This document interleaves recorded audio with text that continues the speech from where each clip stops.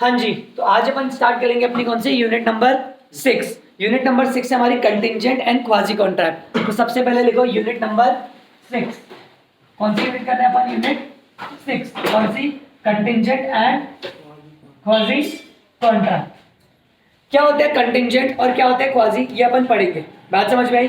तो सबसे पहले मेरी बात सुनो, कोई भी कॉन्ट्रैक्ट का होना या ना होना, टू डू और not to do, to do और नॉट टू डू समथिंग, इसी चीज को क्या बोला जाता है? आपका कंटिंजेंट कॉन्ट्रैक्ट। कौन सा बोला जाता है? Contingent contract. तो जल्दी से लिखो, अ कॉन्ट्रैक्ट टू डू और not to do something, a contract to do और not to do something, a contract to do और not to do something, a contract to do और not to do something if such event if such event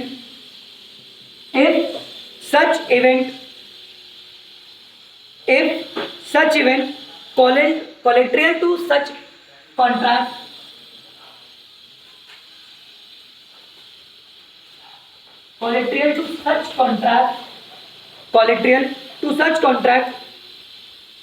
does or does not happen, does or does not happen, does or does not happen,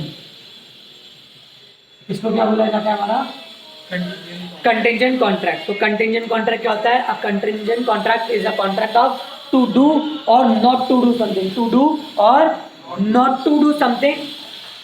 कोई भी contract जिसका कोलेट्रियल हो, जिसका क्या हो, और जिसका होना या ना होना फिक्स नहीं है, जिसका फिक्स उसको क्या बोला जाता है? आपका कंटिंजेंट कॉन्ट्रैक्ट। क्या बोला जाता है? Contingent contract. यार एक बात बताओ, इंडिया वर्ल्ड कप फाइनल जीतेगी या ना जीतेगी? इंडिया वर्ल्ड कप फाइनल जीतेगी या ना जीतेगी? जीत सकती है और नहीं भी जीत सकती, लेकिन उसके ऊपर सबसे बड़ी सर्टेनिटी क्या है? इंडिया फाइनल में जाएगी या नहीं जाएगी? अरे फाइनल तो छोड़ो, सबसे पहली बात क्या है? वो फाइनल तक पहुंचेगी या नहीं पहुंचेगी। तो इसका क्या जो हमारा ये है, टू डू और नॉट टू डू, जीतेगी या ना जीतेगी? जीत भी सकती है और नहीं भी जीत सकती है, लेकिन उसके लिए कुछ कोलेट्रियल है साथ में जो डिपेंड करता है कि हैपनिंग और नॉन हैपनिंग पे, कि इंडिया फाइनल तक भी जाएगी या नहीं जाएगी। बात समझ में आई? क्लियर है? अब आप लोगों को बात समझ में आई? इसका एग्जांपल लिखो, a contract to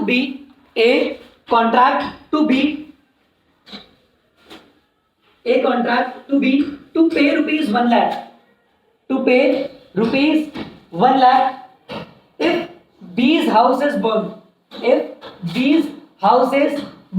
अगर बी का घर जल गया तो ए बी को कितना रुपए पे करेगा? 1 लाख रुपए। This is a contingent contract, this is a contingent contract.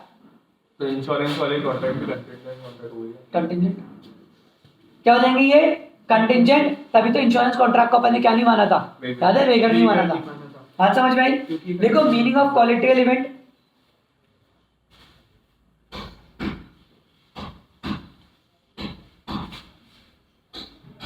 Meaning of collateral event देखो, an event which is neither a performance, an event which is neither a performance, an event which is neither a performance, an event which is neither a performance directly, an event which is neither a performance directly promised as a part of contract। क्या मतलब हुआ इसका?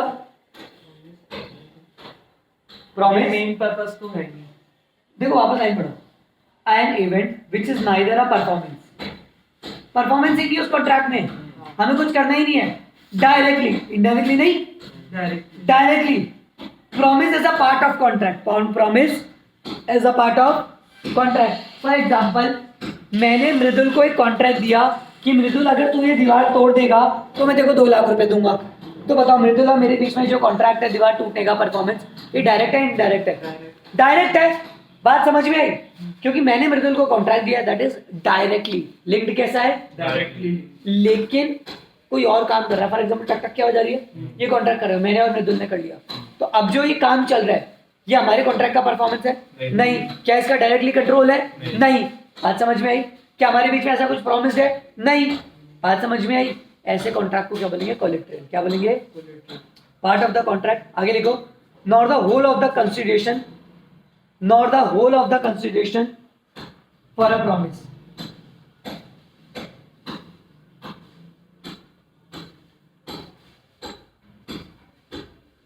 बात समझ में आई? बोलो, बात समझ में आई? अगेन एक एग्जांपल लिखो, अभी समझ में आ जाएगा। एग्जांपल लिखो, प्रॉपर्ली समझ में आ जाएगा एक एक चीज। देखो example, a contract to be to pay ₹1 lakh, a contract to be to pay ₹1 lakh, a contract to be to pay ₹1 lakh if B's house is burned, अगर बी का घर जला तो ए बी को क्या पे करेगा? 1 लाख रुपए। इंश्योरेंस ये टाइप से है, तो फायर इंश्योरेंस ही हो गया। ए बी को 1 लाख रुपए देगा अगर बी का घर जला तो। आगे लिखो, this is a contingent contract, this is a contingent which may or may not, जल भी सकता है और नहीं भी चले, विच मे और मे नॉट। आगे लिखो इसके अंदर फुल स्टॉप के बाद, here the burning of B house, here the burning of bee house is neither a performance, here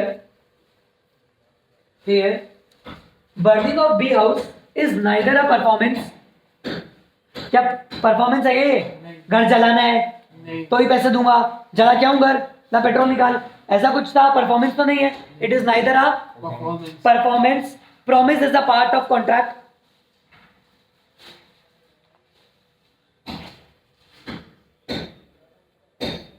promise as a part of contract। आगे लिखो, nor it is the consideration obtained from B, nor it is the consideration obtained from B, ना ही B से हमने इस चीज के पैसे लिए कि तेरा घर नहीं चलेगा तो पैसे दे, पैसे नहीं दिया तो घर जला दूंगा। इस चीज के पैसे लिए क्या बनने? बी को बोला ला भैया पैसा दे, हफ्ता थोड़ी वसूल रहे बाबा कि पैसा दे तो घर बचा रहेगा, पैसा नहीं देगा तो घर जला दूंगा, ऐसा भी नहीं लिया ना। तो मुझे बताओ, क्या परफॉर्मेंस ये था क्या हमारा कि घर जलाना है? नहीं। क्या कंसीडरेशन इस चीज का लिया कि नहीं जलाएंगे? नहीं। समझ रहे हो चीज को? ए ने बी से क्या कॉन्ट्रैक्ट किया कि मैं तुझे 1 लाख दूंगा अगर तेरा घर जल गया तो। इधर ए का घर जलना क्या परफॉर्मेंस है? नहीं। क्या ए का घर बी का घर जलना परफॉर्मेंस है क्या? नहीं है। ना ही जो कंसीडरेशन पे करी जा रही है वो इस चीज के लिए है कि तेरा घर नहीं चलेगा। बात समझ रहे हो? इस चीज के लिए भी नहीं है, इस चीज के लिए भी नहीं है। तो ऐसे कॉन्ट्रैक्ट्स को क्या बोला जाता है? हमारा। बात समझ में आई? बात समझ में आई? आगे लिखो, the liability of A arise, full stop के बाद, the liability of A arise, the liability of A arise only on the happening of collateral event, only on the happening of collateral event. The liability of A arise only happening of a collateral event. The liability of A arise only happening of a collateral event. बोलो बात समझ में आई? अरे बोलो बात समझ में आई? एक बार रीड कर लो इसको।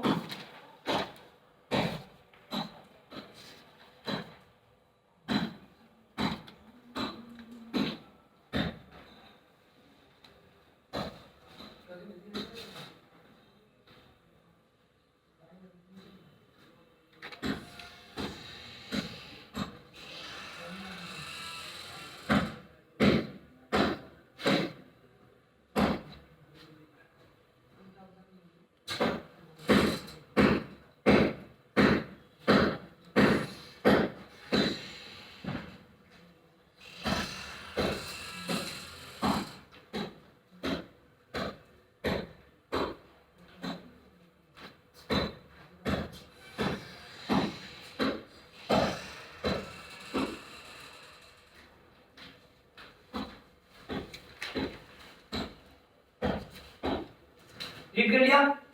कोई डाउट? इस चीज में तो कोई डाउट नहीं होना कि कंटिंजेंट इवेंट क्या होता है और कोलेटरल क्या होता है। ऐसी चीज जिसकी आपने कोई पेमेंट नहीं होता कंसिडरेशन डायरेक्टली, ना ही उसमें आपको परफॉर्मेंस डायरेक्टली देना है, इसको बोलते हैं कोलेटरल। और कोई भी कॉन्ट्रैक्ट जो होना ना होना हो डिपेंड करता है कोलेटरल पे। और कोलेटरल भी आपके कंट्रोल में ना हो, उसको क्या बोलते हैं अपन? Contingent contract. बोलो बात समझ में आई? बात समझ में आई? लिखो आगे, essential, very very important question आपके एग्जाम में बन सकता है।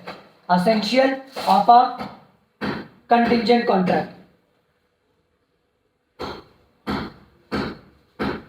essential of a contingent contract।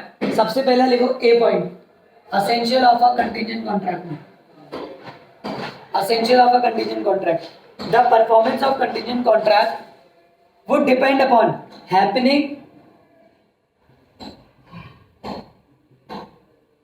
and non happening of some event or condition।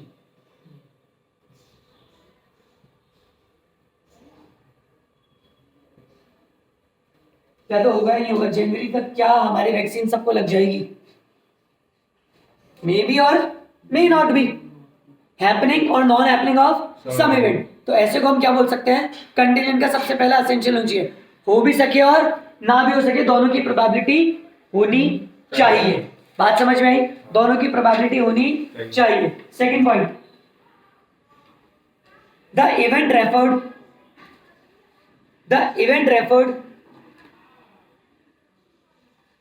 referred to is collateral to a contract। The event referred is to collateral to the contract।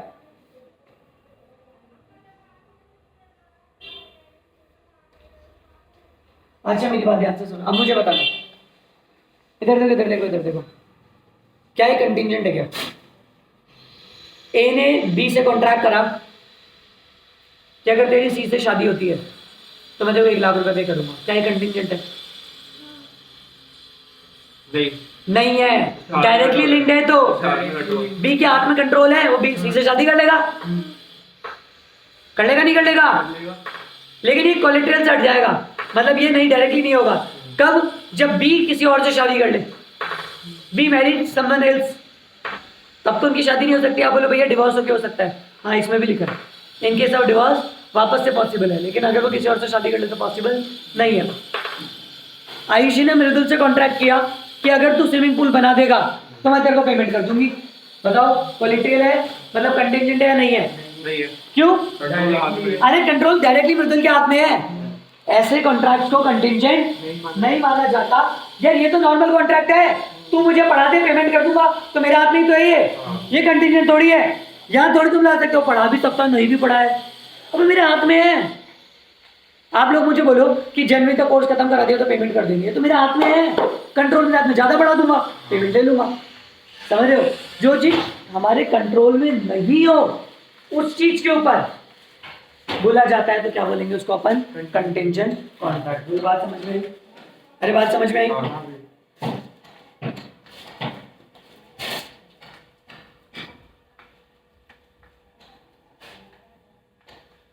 आगे लिखो third point, the contingent event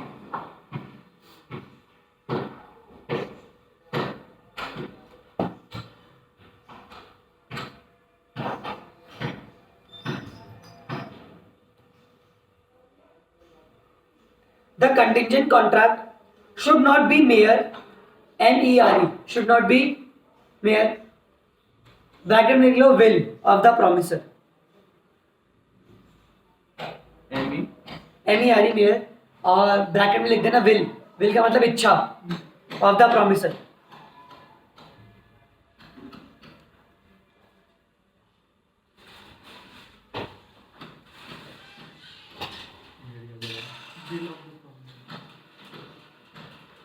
बात समझ में आई?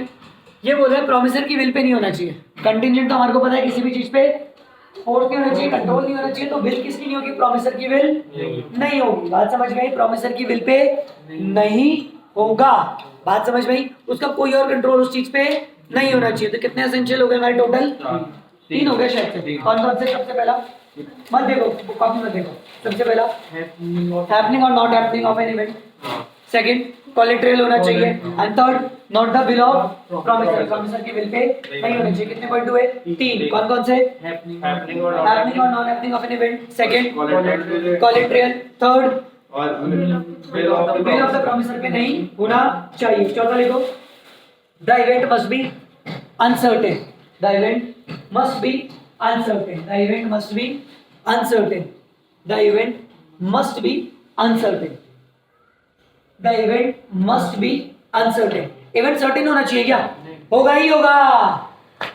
अगर शाम हुई तो मैं देखो 2 लाख रुपए पे करूंगा। अबे होगी। 25 दिसंबर को मैं देखो 3 लाख रुपए पे करूंगा। 25 दिसंबर 2020। तो बोले तो कंटिंजेंट है, 25 दिसंबर आ भी सकती है और नहीं भी आ सकती है। पॉसिबल और नॉट? 25 दिसंबर आएगी नहीं आएगी?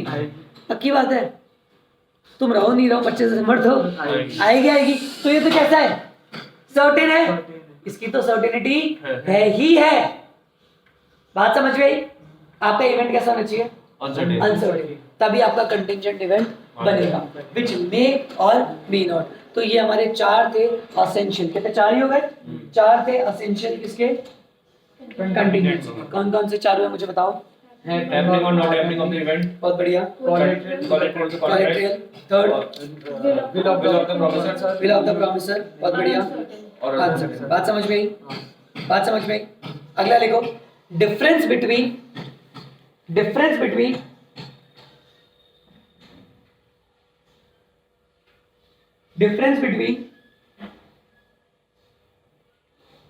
Contingent contract and wagering contract. Star mark बना लो उस पे। 3 डिफरेंस बनाओ, पहला बेसिस, फिर कंटिंजेंट और फिर वेगर।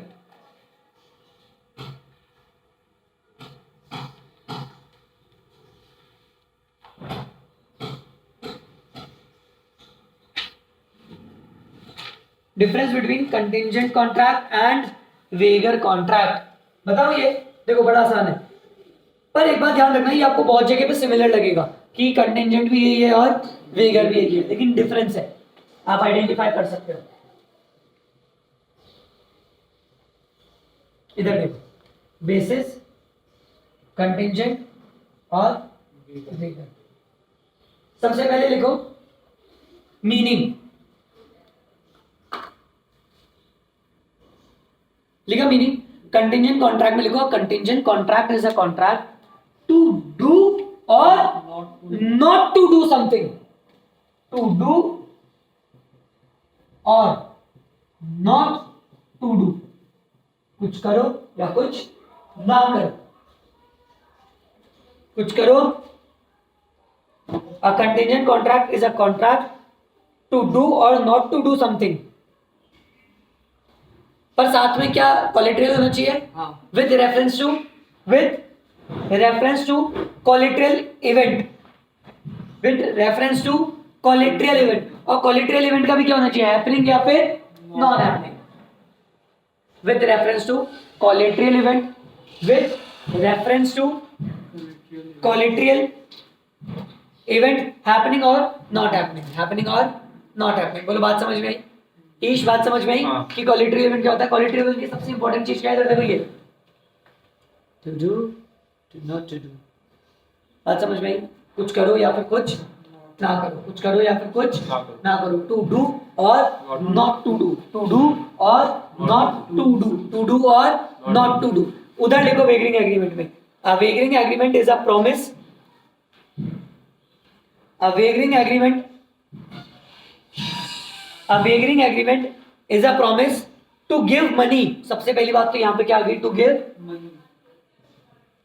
जबकि हमने पढ़ा था कॉन्ट्रैक्ट के अंदर में कंसीडरेशन कुछ भी होना हो सकता है, पढ़ा था, बताया था मैंने कंसीडरेशन। लेकिन ये किसकी बात करता है? सीधा to give money, promise to give money, cash ही होता है। हाँ मनी। और देखो अभी तक कॉन्ट्रैक्ट की बात ही नहीं हुई। बोलता वेगरिंग कॉन्ट्रैक्ट क्या होते हैं? A wagering agreement is a promise, is a to give money or money worth with reference to an uncertain event, with reference to uncertain event।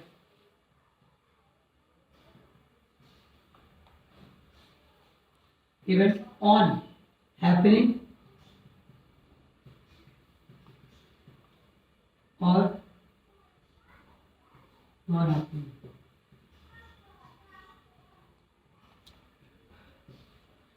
क्या डिफरेंस समझ में आया? देखो उधर तो क्या बोल रहा था, टू डू कुछ करो या कुछ ना करो, या बोलता है कुछ हो जाए या ना हो, हैपनिंग और नॉट हैपनिंग। या बोलता था टू डू और नॉट टू डू। वेगरिंग में क्या बोल रहा है? कुछ हो जाए, कुछ हो या ना हो, हैपनिंग ऑफ इवेंट हमारे कंट्रोल में भी छोड़ो, इसमें कुछ करना नहीं है, बैठे बैठे बारिश होगी तो ठीक है, हम थोड़ी करेंगे बारिश। लेकिन आग लगना तो टू डू है या नहीं लगेगी, लेकिन बारिश होना अनसर्टेन, हमें कुछ भी नहीं करना। तो इसको क्या बोला जाता है? वेगरिंग। इसमें कहीं पर भी वर्ड कॉन्ट्रैक्ट यूज नहीं हुआ। क्यों नहीं हुआ? Not enforceable by law. तो क्या, हाँ, नॉट इन्फोर्सेबल बाय लॉ। क्या इसमें कॉन्ट्रैक्ट यूज हुआ था? हाँ। बहुत बढ़िया बात है, तुम्हारे को अगली चीज समझ में आ जाएगी अपने आप। कौन सी भैया? जितने भी हमारे कॉन्ट्रैक्ट होते हैं, कौन से? कंटिंजेंट, ये तो होते हैं वैलिड। ये कैसे होते हैं? और हमारे वेगर एग्रीमेंट कैसे होते हैं? Void। वॉइड। तो it is a legal obligation है। वैलिड होते हैं, हाँ। और ये कैसे होते हैं? वॉइड। बट डिफरेंस में आपको लिखना है इधर, validity of effect of contract, effect of contract, effect of contract. तो ये वैलिड है और ये क्या है? Void. It is valid and it is void. बात समझ में आई? हाँ। यार ये तो तुम्हें पहले से आना चाहिए था। हाँ। ये वैलिड है और वो अपन पढ़ चुके हैं। वेगरिंग एग्रीमेंट का है वॉइड। Void। जब मैंने एक पूरा लिस्ट पढ़ाया था, तुम्हें याद करो, उधर अपन ने पढ़े थे वॉइड कौन कौन से हो सकते हैं, याद है तुम्हें? हाँ। कौन कौन से थे वॉइड? आयुषी बताना। गैम्बलिंग, स्पेक्युलेटिव, क्रॉसवर्ड पजल नहीं, और हॉर्स रेसिंग, हॉर्स रेस होगा, गैम्बलिंग नहीं और गैम्बलिंग होगी, और लॉटरी हाँ। पढ़ा था अपन ने। हाँ। इन सबको क्या बोला जाता है? वॉइड कॉन्ट्रैक्ट पढ़ा था अपन ने। हाँ। और भी बड़ी लिस्ट थी, अगर आप देखोगे ना, अपन ने पढ़ाए थे यहाँ से लेके यहाँ तक के सारे के सारे कैसे रहेंगे हमारे? वॉइड। तो उनमें एक अपना वेगरिंग भी था। कौन सा था? ये तो बोलते थे, ये नहीं लिखा है। वेगरिंग भी तो हमारा कौन सा था? वॉइड ही था। बात समझ में आई? तो इफेक्ट ऑफ कॉन्ट्रैक्ट ये हमारा कैसा रहेगा? वैलिड। और ये कैसा रहेगा? Void। वॉइड। बात समझ में आई? मतलब ये लॉफुल है और ये लॉफुल नहीं है। अगला लिखो।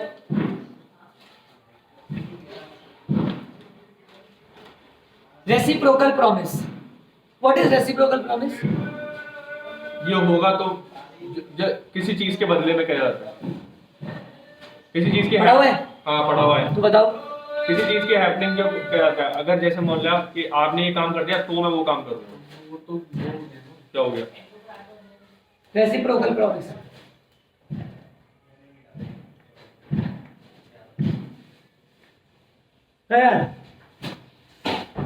यही होता है। तो चलो जब तक लिखो रेसिप्रोकल प्रॉमिस लिखो। सबसे पहले लिखो रेसिप्रोकल प्रॉमिस लिखा। उसके अंदर लिखो रेसिप्रोकल प्रॉमिस में contingent contract may not contain reciprocal promise. Contingent contract may not contain. हाँ ठीक है, मैं बता देता हूँ, एक minute. Contingent contract contingent contract may not contain reciprocal promise और वेगर कॉन्ट्रैक्ट या एग्रीमेंट कंसिस्ट रेसिप्रोकल प्रॉमिस। उस कॉन्ट्रैक्ट में पहली पार्टी की परफॉर्मेंस डिपेंड करती है। अगर पहली पार्टी परफॉर्मेंस करेगी तभी दूसरी पार्टी परफॉर्म करेगी। मतलब performance of the first party. बोलो बोलो, याद आया? एक में परफॉर्म कर दिया तो उसके आगे जो दूसरा जो उसकी परफॉर्मेंस है ना, वो उसके लिए ऑब्लिगेशन है, तो वो उसका reciprocal देखो रेसिप्रोकल प्रॉमिस वो वाली प्रॉमिस हो जाती है। इसने भी थोड़ा बहुत सही बोला, जिसमें दोनों पार्टी को परफॉर्म करना जरूरी होता है। In which both the parties are required to perform. दोनों पार्टीज को परफॉर्म करना जरूरी और होता दूसरी है। पार्टी तभी परफॉर्म हाँ करेगी। ऑब्वियसली बात है, तभी करेगी। फॉर एग्जांपल अब जैसे मेरी बात सुनो, मैं तुम लोगों को पढ़ा रहा हूँ, तो तुम इन रिटर्न मुझे कंसिडरेशन क्या दे रहे हो? फीस। फीस दे रहे हो। तो मुझे तो फीस कब दोगे? मुझे जब मैं पढ़ाऊंगा तभी दोगे। हाँ। और सिंपल सी बात देखी जाए, मैं तुम्हें पढ़ाऊंगा कब? जब तुम्हें फीस दोगे। हाँ। पहले फीस दो फिर पढ़ाऊंगा। हाँ। तो क्या मेरा पढ़ाना डिपेंड करता है तुम्हारी फीस देने पे? हाँ। लेकिन अगर सोचो मैं तुम्हें कुछ करा रहा हूँ जिसमें मेरा प्रॉमिस है, तुम्हारी साइड से भी प्रॉमिस है। मैंने बोला मैं ये कर दूंगा, तुमने बोला मैं ये कर दूंगा, पर तुम्हारा परफॉर्मेंस तभी है जब मैं करूंगा, उसके बाद ही तुम कर पाओगे। हाँ। इसको क्या बोला जाता है? हमारा रेसिप्रोकल प्रॉमिस। बहुत सारे केसेस में आपने देखे होंगे जैसे इलीगल होते हैं, लेकिन होते तू मेरा माल छुड़वा दे इनकम टैक्स डिपार्टमेंट से, मैं तेरी फाइल निकलवा दूंगा। बात समझ में आई? पर जब तक मेरा माल रिसीव नहीं होगा ना तो तेरी फाइल उसके बाद ही निकल सकती है, क्योंकि मेरे माल में ही तेरी फाइल है। That is reciprocal. तो इस केस में तो क्या हो जाता है, हमारा रेसिप्रोकल प्रॉमिस नहीं होता, लेकिन यहाँ पे रेसिप्रोकल प्रॉमिस होता है। आगे लिखो, nature of contract.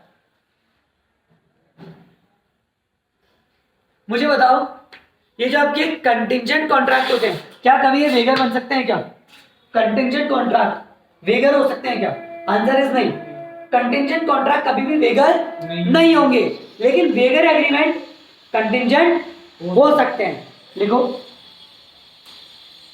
Contingent contract may not be wager in nature.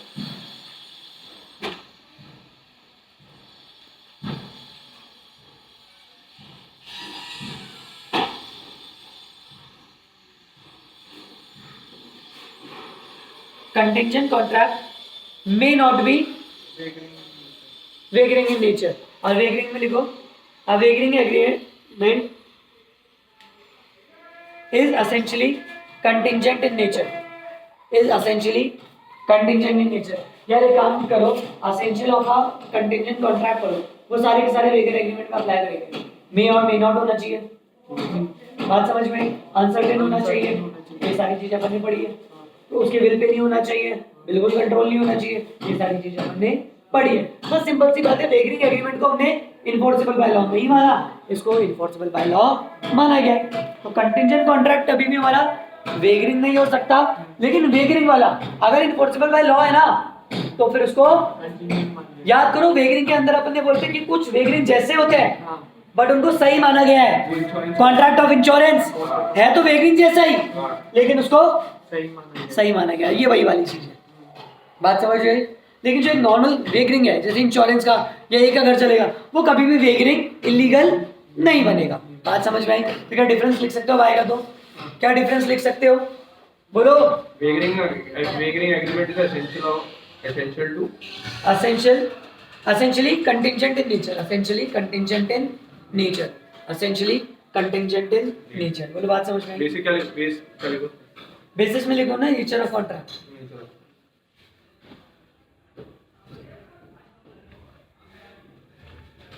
Clear है? अगला टॉपिक लिखो, क्वाजी कॉन्ट्रैक्ट। अगला टॉपिक लिखो, क्वाजी कॉन्ट्रैक्ट।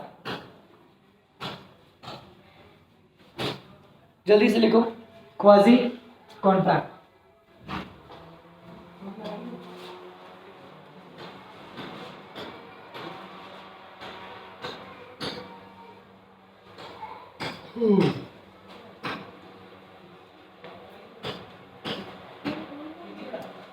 ये बड़ा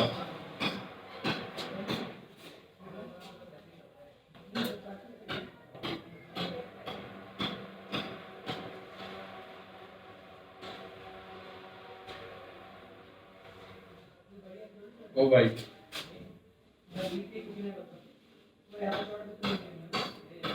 एमडीए चले बुड्ढे साहब मर गए। बात समझ में आई? लिखा आपने? क्वाजी कॉन्ट्रैक्ट किसी को पता है क्वाजी कॉन्ट्रैक्ट क्या होता है? देखो, क्वाजी कॉन्ट्रैक्ट वो वाले कॉन्ट्रैक्ट होते हैं जिसमें ना ही कभी कोई प्रॉमिस हुआ था, ना ही कंसिडरेशन डिसाइड हुआ था, कुछ भी तय नहीं था, स्टिल उसको लॉ कॉन्ट्रैक्ट मान लेती है और आप कॉन्ट्रैक्ट में आ जाते हो और आपको जो भी एसेंस वाला कॉन्ट्रैक्ट होता है वो मानने पड़ते हैं। उसी को क्या बोला जाता है? Quasi contract. मतलब आप अपनी इच्छा से कॉन्ट्रैक्ट में नहीं आए हो, लेकिन आ गए। हम नहीं चाहते थे, हमें पता भी नहीं था, हमने कोई प्रॉमिस नहीं किया था, हमने कोई परफॉर्मेंस के लिए नहीं किया था, कोई एग्रीमेंट नहीं था, कोई ऑफर नहीं था, बट आ गए। That is quasi contract. ऐसे कॉन्ट्रैक्ट्स को क्या बोला जाता है? quasi। कैसे? जैसे मैंने क्या किया, फायर ब्रिगेड को बुलाया, ठीक है, आग वाग लग गई थी तो मुझे लगा सरकारी होंगे, आ जाएंगे, तो मैंने उनको फोन कर दी, जा रही, मतलब आग लगी प्लीज चलो चलो चलो चलो, वहाँ आग लग गई, ऐसे जा रही थी वो पाइप लेके, मैंने बोला चलो चलो चलो, आग लगी मैंने उनके साथ बैठ के लिया है, उन्हें आग वाग बुझा दी, एंड में बच्चे जाकर बिल थमा दिया। मुझे थोड़ी पता था, मैंने कोई ऑफर थोड़ी दिया था उनको कि आग बुझाने का क्या लोगे, थोड़ा कम करो ना, समझ रहे हो? मैंने कोई ऑफर नहीं दिया था, उन्हें एग्रीमेंट नहीं, मैं तो लगा सरकारी है, आग बुझाने का काम कर देंगे, चल दिए, पता पड़ेगा, तो प्राइवेट कंपनी थी, क्या पैसे देने पड़ेंगे? हाँ हाँ देने पड़ेंगे भैया, उन्होंने अपना काम कर किया है दिया। तो मुझे तो पेमेंट करना ही पड़ेगा। पड़ेगा। मैं अपनी इच्छा से आना ही नहीं चाहता था कॉन्ट्रैक्ट में, लेकिन आ गया। ऐसे कॉन्ट्रैक्ट को क्या बोला जाता है? Quasi contract. तो जल्दी से लिखो, जल्दी लिखो। वैसे तो एक वैलिड कॉन्ट्रैक्ट आप सबको पता है क्या क्या होना चाहिए। एक वैलिड कॉन्ट्रैक्ट के अंदर हमने पढ़ा था, ऑफर होना चाहिए, हाँ। फिर एक्सेप्टेंस होना चाहिए, हाँ। फिर एग्रीमेंट होता है, हाँ। फिर इन्फोर्सेबल बाय लॉ होता है, हाँ। कंसिडरेशन भी तो आता है, हाँ। कंसिडरेशन, फिर इन्फोर्सेबल बाय लॉ, होता है। और फिर क्या बनता है हमारा कॉन्ट्रैक्ट। मतलब ये कॉन्ट्रैक्ट बनने के लिए बहुत सारे मिक्सचर्स का जरूरत होती है नहीं होती? हाँ। तो जल्दी से लिखो, a valid contract must contain, a valid contract must contain some assets. A valid contract must contain certain essential element. A valid contract must contain certain essential element such as offer and acceptance, comma, capacity to contract. ओहो, capacity to contract भी तो होता है, होता है नहीं होता? Capacity to contract ये बच्चा थोड़ी कर लेगा। बात समझ में आई? अनसाउंड माइंड का आदमी है। अच्छा एक बात सोचो सोचो सोचो सोचो, एक बात दिल से सोचो सोचो सोचो। एक पागल आदमी था, बस चलते बढ़ते, किसी को क्या पता कौन पागल है। उसने ऐसे ही फायर ब्रिगेड जा रही थी, रुक जाओ रुक जाओ रुक जाओ रुक जाओ, आग लगी आग लगी आग लगी आग लगी आग लगी, और सच में थोड़ी बहुत लगी भी होगी, आग लगी भी थी, वो चल गया उसके साथ और आग बुझा दी। उसका सीधा बिल थमा दिया, बोले भाई साहब हमने आग बुझाई है।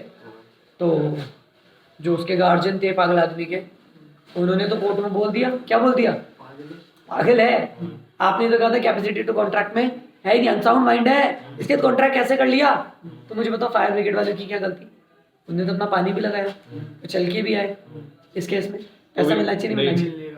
नहीं मिलेगा, पैसा मिलेगा नहीं मिलेगा? नहीं मिलेगा, नहीं मिलेगा। क्यों नहीं मिलेगा मुझे बताओ? अपन पढ़ ही रहे क्वाजी कॉन्ट्रैक्ट में। एग्जैक्टली मिलेगा यार, मिलेगा पैसा, क्यों नहीं मिलेगा? क्यों नहीं मिलेगा? कहा कॉन्ट्रैक्ट तो हुआ ही कहा था उनके बीच में, तो अनसाउंड माइंड से कैसे कॉन्टैक्ट करते कहा कह रहा कॉन्ट्रैक्ट हुआ ही नहीं ना, उसने प्रॉमिस किया नहीं। इसने अभी मैंने आपको लाइन क्या बताई कि एक कॉन्ट्रैक्ट के लिए क्या क्या एसेंशियल होता है? ऑफर, उसने ऑफर थोड़ी दिया, आग बुझाओगे क्या? क्या पेमेंट लोगे? पेमेंट ही डिसाइड नहीं हुई, कंसिडरेशन डिसाइडेड ही अपन ने पढ़ा था, consideration should be valid and certain होना चाहिए। अरे कंसिडरेशन डिसाइड ही नहीं हुआ, उसने तो बोला आग लगी बोली चलो चलो चलो और चल दिया वो तो, ना ऑफर ना एक्सेप्टेंस, कुछ भी नहीं। और शक्ल पे थोड़ी लिखा था पागल आदमी है। तो या पहले पता करूं भैया तेरे बता, तब तक तो पता पड़े जल के राख हो जाए। That is was the case of emergency. For example अगर किसी की समझो डेथ होने वाली है, एकदम एंड केस पे है, तो डॉक्टर क्या करेगा? वो लाइन में भर के फॉर्म भरा है, डायरेक्ट इलाज स्टार्ट करे, इलाज start कर। उसके बाद ही देखा जाएगा ना। तो आग बुझाने के केस में आप ये थोड़ी देखोगे, उसको पहले तो हम प्राइवेट है, हमारा जन्म 2020 में हमने 18 में कंपनी बनाई थी, हमारे डायरेक्टर श्री प्रभुनाथ जी थे, उनका जन्म इस तारीख को होता। भाई आग बुझा, ये डिटेल मत बता, पहले आग बुझा बाद में देखा जाएगा, यही होता है।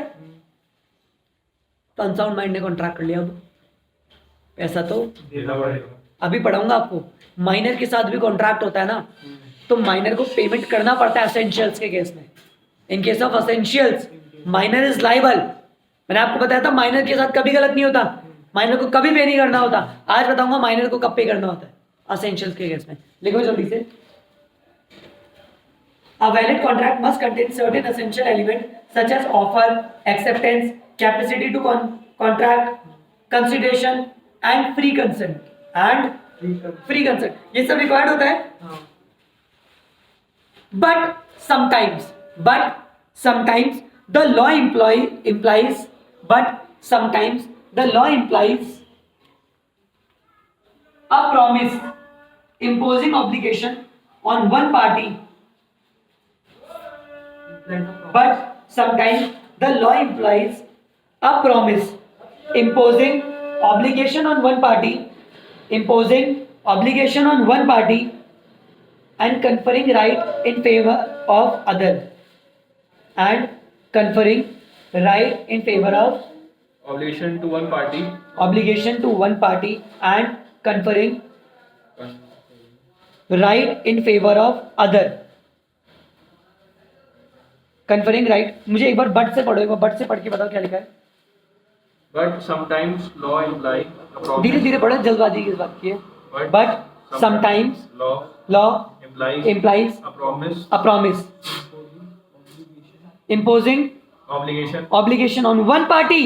एक पार्टी की ऑब्लिगेशन है टू पे लिखना मत, ऑब्लिगेशन है, and conferring right in favour of other. मतलब एक की तो ऑब्लिगेशन है और दूसरे की ऑब्लिगेशन नहीं है, मतलब सॉरी, एक की तो ऑब्लिगेशन है एंड दूसरे के पास राइट है. यही होता है कॉन्ट्रैक्ट में.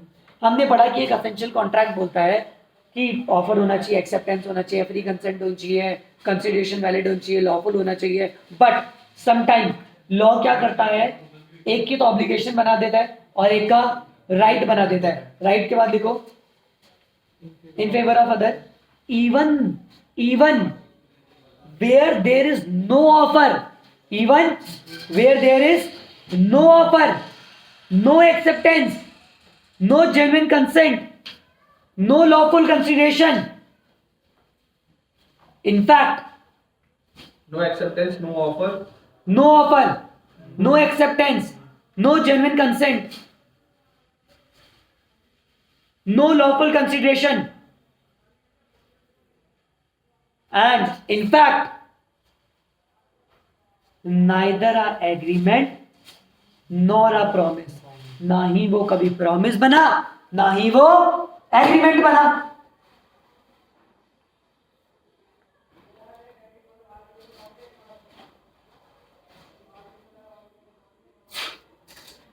अरे जब प्रॉमिस ही नहीं है, एग्रीमेंट ही नहीं है, कंसिडरेशन ही नहीं है, तो काहे का कॉन्ट्रैक्ट? आगे लिखो, such cases are not contract.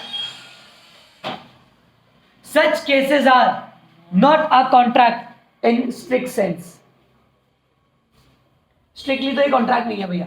जो आपने कॉन्ट्रैक्ट की डेफिनेशन हमें बताई थी ना, उस हिसाब से तो कॉन्ट्रैक्ट नहीं यार, नहीं बन सकते. ये कॉन्ट्रैक्ट कहाँ है यार? तुम बोलते हो कॉन्ट्रैक्ट में क्या होता है? ऑफर है ही नहीं, एक्सेप्टेंस है ही नहीं, कंसिडरेशन है ही नहीं, कुछ भी तो नहीं है, फिर काहे का कॉन्ट्रैक्ट? तो in strict sense it is not a contract. आगे लिखो, but the court recognize them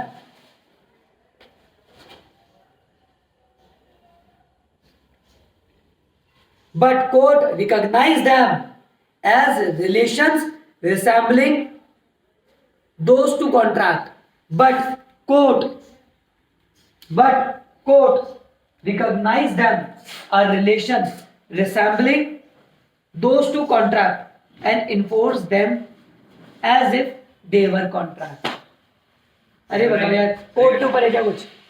recognize them as relation And recognize them as relation resembling those to contract. Those to contract. And enforce them as a contract. मुझे बताओ, quasi contract अगर ये आता है ना, as it is चिपका दो, आपकी स्टडी मटेरियल की लाइन है एक, कहीं दिक्कत नहीं आएगी. एज इट इज इतना टिका दिया आपने, आपके कहीं मार्क्स नहीं कटेंगे. आपने सब कुछ बता दिया कि एक बात समझ में आई, आप तीनों बात समझ में आई बात. प्लीज यार देखो, नहीं है तो अभी भी बता दो. लेकिन एक इंपॉर्टेंट चीज थी, इसने बोला एक कॉन्ट्रैक्ट होने के लिए बहुत सारी चीजें एसेंशियल होना जरूरी है, जैसे ऑफर, जैसे एक्सेप्टेंस, जैसे कंसिडरेशन, जैसे फ्री कंसेंट एंड बहुत सारी चीजें, तभी वो कॉन्ट्रैक्ट बनता है. बट कभी कभार लॉ किसी की ऑब्लिगेशन बना देता है और किसी की राइट बना देता है, जबकि ना ही ऑफर था, ना ही एक्सेप्टेंस थी, ना ही फ्री कंसेंट था, ना ही कंसिडरेशन था, मान लो ना ही प्रॉमिस था, ना ही एक्सेप्टेंस थी, ना एग्रीमेंट, ना प्रॉमिस, तो स्ट्रिक्टली इसको तो कॉन्ट्रैक्ट नहीं माना जाएगा. बट कोर्ट बोलता है हम माने. अब कोर्ट ने बोल दिया तो मानना पड़ेगा. बोले रिसेंबल होता है ये, और देखा जाए तो है सही भी है. देखा जाए तो अगर आपने इन सब के बिहाफ पे बोल दिया कि नहीं यार ये कॉन्ट्रैक्ट नहीं है, तो एक जने के साथ नाइंसाफी हुई है नहीं हुई है? वो अपना काम करना छोड़ देगा और कल को लोग बताओ क्या करेंगे? फायर ब्रिगेड का मिसयूज ही करेंगे जो प्राइवेट सेक्टर में, डॉक्टर्स का मिसयूज करेंगे जो प्राइवेट सेक्टर में, इमरजेंसी लो, इलाज कर दो कर दिया, दम हमें तो पता ही नहीं था, कॉन्ट्रैक्ट ही नहीं हुआ, प्रॉमिस किया क्या हमने? और डॉक्टर भी ऐसा नहीं कर सकता. डॉक्टर का तो पता होता ही है इंसान को. बात समझ रहे हो? कर भी नहीं सकते आप. पता कैसे करोगे?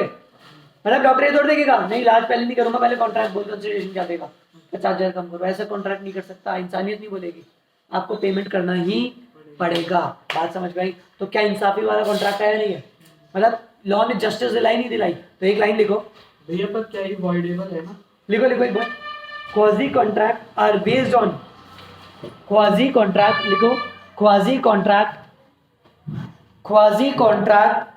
Are based on, quasi contract are based on principle of equity, principle of equity है justice, equity comma justice and good concise।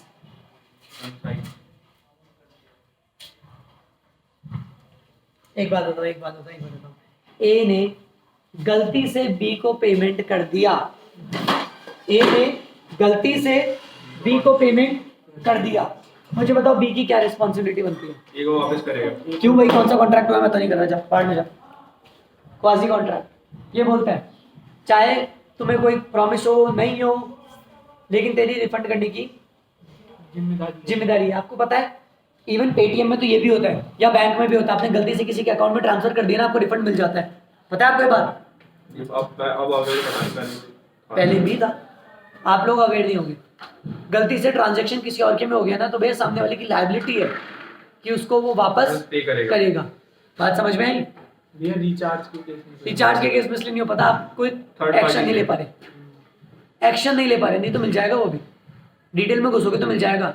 मेरे को ध्यान है, मेरे एक फ्रेंड ने गलती से पेट्रोल पंप पे पेमेंट कर रहा था, तो स्कैन करते तो नीचे नंबर भी आ जाते हैं, कभी कभार होता है, तो उसने गलती से किसी पान वाले को पेमेंट कर दिया 1000 रुपये का। हम नेक्स्ट डे गए, पान वाले ने मना कर दिया, हम तो नहीं देंगे। हमने उसको स्ट्रिक्टली बताया कि these are the remedies available to us, भैया वापस कर देंगे, तेरे भी चक्कर लग जाएंगे। उसने एंड टू एंड वापस कर दिया हमारे पैसे, क्योंकि ये मेरे पैसे हैं। सिंपल सी पहली चीज छोड़ो, लॉ गया बाढ़ में, मेरे पैसे ऐसे कैसे छोड़ दूं? तूने कुछ किया है क्या मेरे लिए? वो बोलता है क्यों वापस करूं, कोई प्रॉमिस नहीं है, कॉन्ट्रैक्ट नहीं है, क्यों वापस करूं? अरे करने पड़ेंगे, क्योंकि पैसा किसका है?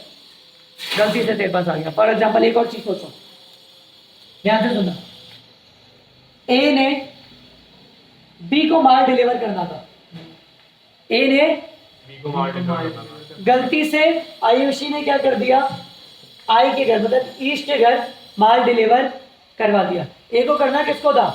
बी को, और कर किसके पास दिया? आई को। माल तेरा नहीं है बेटा, पर बोले यार आ गया, चलो यूज कर लेते। इसने यूज करना स्टार्ट कर दिया। इसने ना कुछ ग्रोसरीज का सामान भिजवाया था, इसने देखा ऐसा नहीं खराब हो जाता, ऑयल वगैरह था, महीने महीने चल सकता है, चलो घर की बात पड़ा है, चलो तेल की बोतल खोली और यूज करना स्टार्ट, चाउमीन बनाना स्टार्ट, मेयोनीज करना स्टार्ट। बाद में पता पड़ा कि भैया आना तो इधर था, इनके पास आ गया। क्या ये पेमेंट करेगा नहीं करेगा? अबे करेगा। क्यों? आप बोलोगे अरे मैं काय को करूं? क्या तूने मुझे ऑफर दिया कि मेयोनीज 25 की लेगा नहीं लेगा? क्या इसमें ऑफर था? नहीं। क्या तेरे पास एक्सेप्टेंस तो आपने दी थी कि मैं ले रहा हूं? बोलो, एक्सेप्टेंस दी? क्या कंसिडरेशन डिसाइड हुआ? पर क्या फिर भी पे करना पड़ रहा है? Quasi contract. और अगर पेमेंट नहीं करता तो इसके साथ नाइंसाफी है। आपको कूली वाला एग्जांपल याद है क्या? कौन सा? बिल्कुल याद है मुझे। तो कूली वाले एग्जांपल में भी उसने एक्सेप्टेंस नहीं दी थी, ना ऑफर दिया था कूली ने, तो वो भी क्वाजी कॉन्ट्रैक्ट बिल्कुल था। तो अपने पढ़ाई यही तो पूरा आपने इंप्लाइड बोला था। कौन सा? अरे उसमें इंप्लाइड और क्वाजी साथ में नहीं हो सकते क्या? इम्प्लाइड हो इसलिए था नहीं, क्वाजी के साथ इंप्लाइड लायबिलिटी आई नहीं। बिल्कुल कर सकते हो आप। वो इंप्लाइड, देखो दो टाइप के कॉन्ट्रैक्ट में तो बहुत बड़ा सेंस में आप ले गए गलत। इंप्लाइड कॉन्ट्रैक्ट वो होते हैं जो कहे बिना तुम समझ लेना। बात समझ आ रही है? हाँ। एक और बात सुनो मेरी बात। क्या विशाल मेगा मार्ट गए हो? हाँ। ट्राइटन गए हो? हाँ। वहां से अगर मैं गुड्स उठा के मेरी ट्रॉली में डाल रहा हूँ ना, हाँ। दैट मीन्स मुझे उसका पेमेंट करना ही पड़ेगा। इसका मतलब ये थोड़ी है ले जाओ। बात समझ में आई? मैंने कोई गुड्स उठाया और उसको डाल दिया डलिया में, हाँ। उसने प्राइस टैग नहीं लगा रखा था, उसने प्राइस टैग नहीं लगा, दैट डजंट मीन कि ये फ्री ऑफ कॉस्ट है। हाँ नहीं वो तो है, इम्प्लाइड है बात, हाँ। फ्री कुछ भी नहीं है। बात समझ में आई? हाँ। बात समझ में आई? क्लियर है? हाँ। समझ में आई? ये चीज होती है। सेम कूली के केस में अगर उसको नहीं चाहिए तो वो उसको मना कर नहीं सकता है। चाहिए था, वो मना कर, भाई तेरा बैग उठा रहा है और तेरा बैग उठा के तेरे साथ बाहर ले जा रहा है, तो ये रेलवे स्टेशन वालों ने फ्री सर्विस नहीं लगा रखी 5 स्टार होटल के लिए, sir your bag please, railway station है भैया, दैट इज इम्प्लाइड। बात समझ में आई? बात समझ में आई? इसको इम्प्लाइड बोलते हैं। तेरे को दिख रहा है ना, क्वाजी कॉन्ट्रैक्ट में सबसे बड़ी ये चीज होती है, ना ही ऑफर था, ऑफर ना ही कंसिडरेशन, नथिंग, कुछ भी डिसाइडेड ही नहीं था, पता ही नहीं था, और अब गलती से आ गया। बात समझ में? क्लियर है? एटलीस्ट उस केस में, कूली के केस में तेरे को दिख तो रहा है, इम्प्लाइड ऑफर बोल सकते हैं इसको। इम्प्लाइड है, तेरे को दिख तो रहा है कि कूली ले जा रहा है तो तेरे को पेमेंट करना पड़ेगा। अबे यहाँ तो मुझे पता ही नहीं था, मेरे लिए कुछ था ही नहीं, पर पेमेंट तो करना पड़ेगा। इसको क्या बोला जाता है?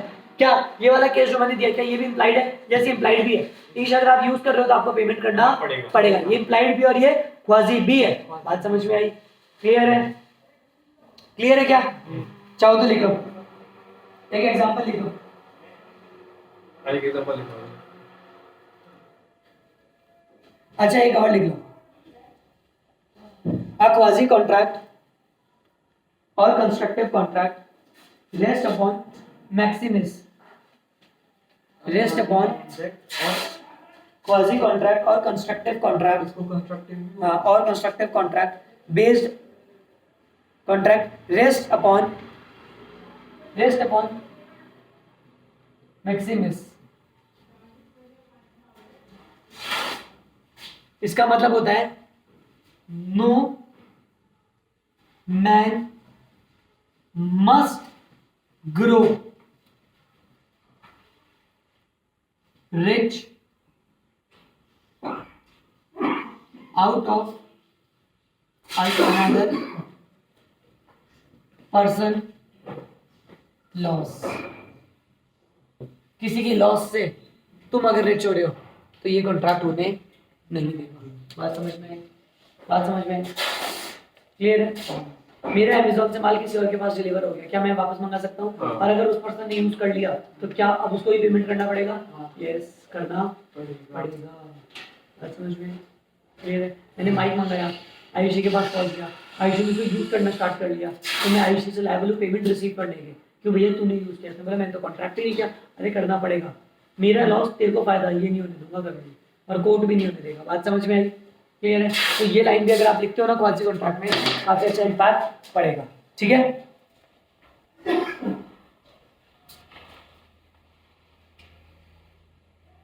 ये बट है, आउट है, कौन सा? Of another person loss. अच्छा, आउट ऑफ लिख लिया। अगला लिखो, cases deemed as quasi contract.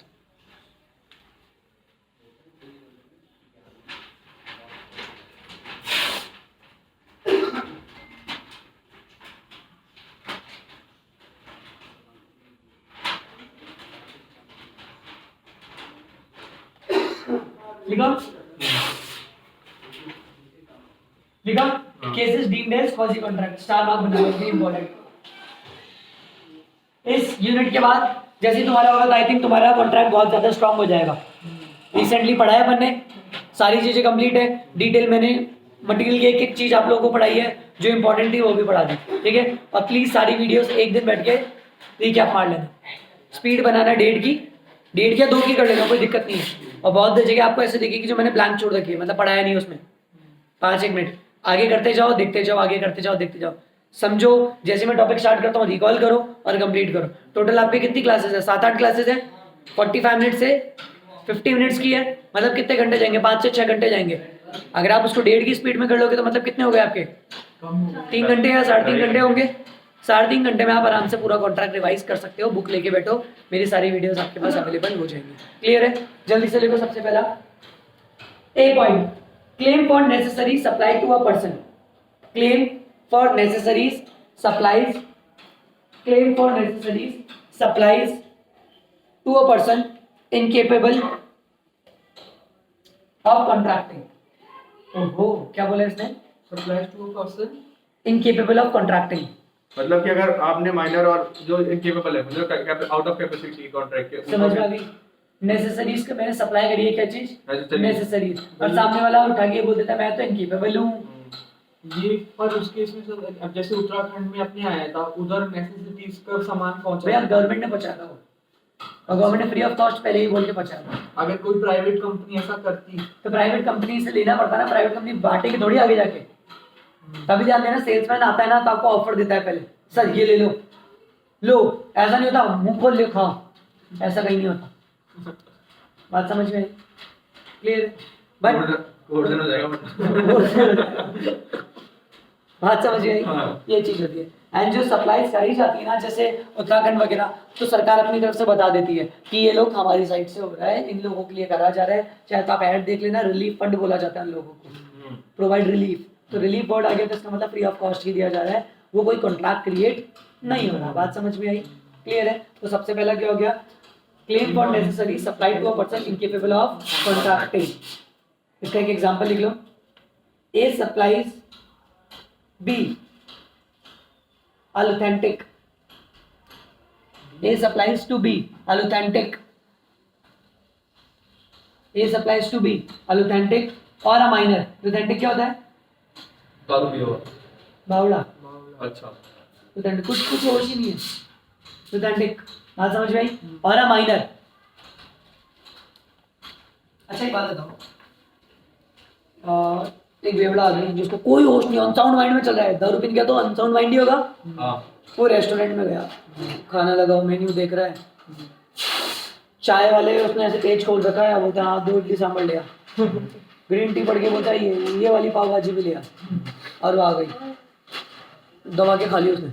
दारू पीने गया तो भूख भी बहुत लगती है, और फिर खा के वहीं पड़ गया, नींद आ गई उसको उठा रहे, उठ।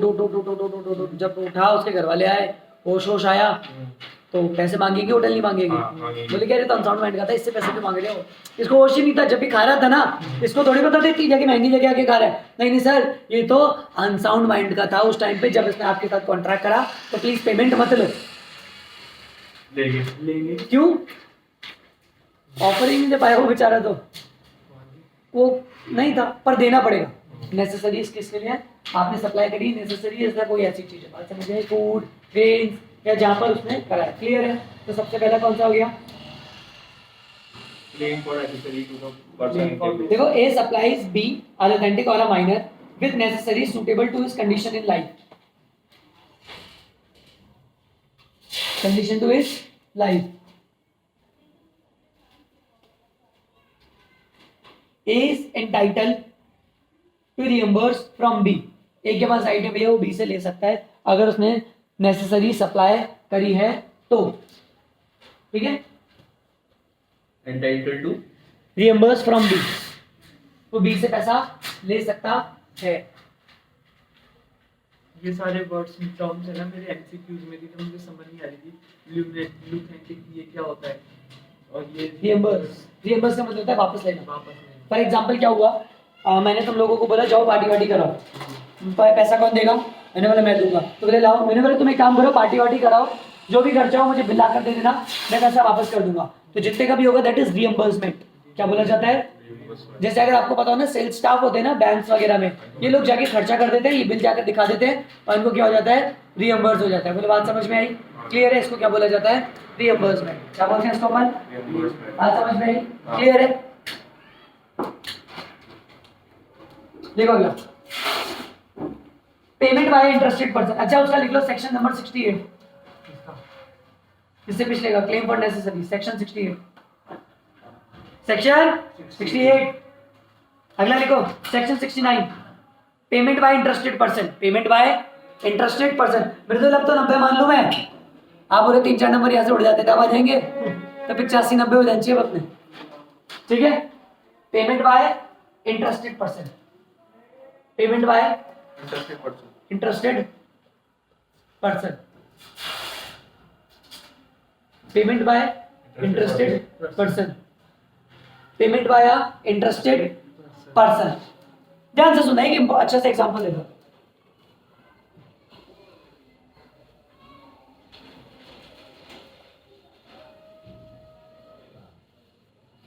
इधर है, किसी ने बिहार पढ़ा था, बिल्स ऑफ एक्सचेंज आपके सीए फाउंडेशन में है तो बचाएगा। देखते हैं अभी तुम्हारे अकाउंट्स भी चेक कर लेते हैं, कर लेते हैं कि पढ़ते हो नहीं पढ़ते हो। इधर बोलते हो अकाउंट्स बढ़िया है, अकाउंट्स में जाके बोलते हो कि लॉ बढ़िया है। इधर देखो, ए ने बी के ऊपर बिल ड्रॉ किया। क्या ड्रॉ किया? बिल ड्रॉ किया, बिल ड्रॉ किया, जिसको प्यार से बोलते हैं बी आर, और इसके लिए क्या हो जाएगा? BP, bills payable. ए ने अपना बिल, मुझे जितने अकाउंट्स आती है उतनी बता देता हूं, इंडोर्स कर दिया इन फेवर ऑफ सी, हाँ। इन फेवर ऑफ सी। बोले बाबू तू ले लियो बी से पैसा, मैं तेरे को, तुझे मुझसे पेमेंट चाहिए 3 महीने बाद, 3 महीने बाद मेरे को बी से मिलेंगे, तो ये बिल ले ले। सीधे बोला कोई बात नहीं, एंट्री करना आपको आती होगी। हाँ। ये करेगा बी आर टू बी, वो करेगा ए टू बी पी। अब जब विंडोज करेगा तो सी हाँ। कर देगा, उसको डेबिट कर देगा और अपने बी आर को हटा देगा। बात समझ आई? अरे बी आर को डेबिट करके ए को क्रेडिट कर देगा। हाँ। बात समझ में आई? क्रेडिट हटाया, उसने बी आर को कर दिया। हाँ। समझ में तो आ गई ना? हाँ, आ गई। क्या ऊपर से गई? आगे देखो, बी को तो, सी को तो पैसे की अभी की अभी जरूरत होगी नहीं, हमें तो अभी चाहिए, तो कौन देगा? बैंक ही एक। हाँ। ये बैंक के बच गया। बोले बैंक बाबू मैं तेरे को बिल दे देता हूँ 10,000 का है, तू मुझे 10,000 दे दे। बोले हाँ बैंक। बोले हम तो समाज सेवा के लिए बैठे। बोले तू डिस्काउंट काट ले, मुझे सुना है मैंने कि तू डिस्काउंट काटता है। ले काट ले। तो बैंक बोलेगा ठीक है 10,000 के मैं तेरे को 9,000 अभी के अभी दे देता हूँ। बोले 1,000 रुपये क्यों? बोले यार तेरे को पहले पेमेंट कर रहा हूँ ना, तो 1,000 रुपये मैं किस चीज़ के काटूंगा? सर्विसेज के। सर्विसेज के। यार समझिए यही तो मेरी कमाई है, नहीं मैं धर्म करने थोड़ी बैठा हूँ। तो बैंक लेके बैठ गया, बैंक ने 9,000 पे कर दिए, इसने अपनी एंट्री कर दी, bank account debit, discounting charge account debit to B R, खत्म। बैंक ने अपने पास बी आर ले लिया, तो बैंक ने एंट्री कर दी थी B R account debit to customer. बात समझ में आई? 9,000 उसने अपने बैंक से दे दिए होंगे, खत्म। अब 3 महीने बाद, 3 महीने बाद इसका काम तो खत्म, हाँ। सी का काम भी खत्म। बचा। किस किस का है? बैंक और बी का। हाँ। बैंक और बी, हाँ। ये पेमेंट करेगा तो अपनी एंट्री कर देगा BP account debit to bank. हाँ। ये अपनी एंट्री करेगा तो बैंक, मतलब बैंक या जो भी लेगा उससे, और टू कस्टमर या टू बी आर जो इसके पास पड़ा था, बी आर को हटा देगा, खत्म। ट्विस्ट, हाँ। डिसऑनर हो गया।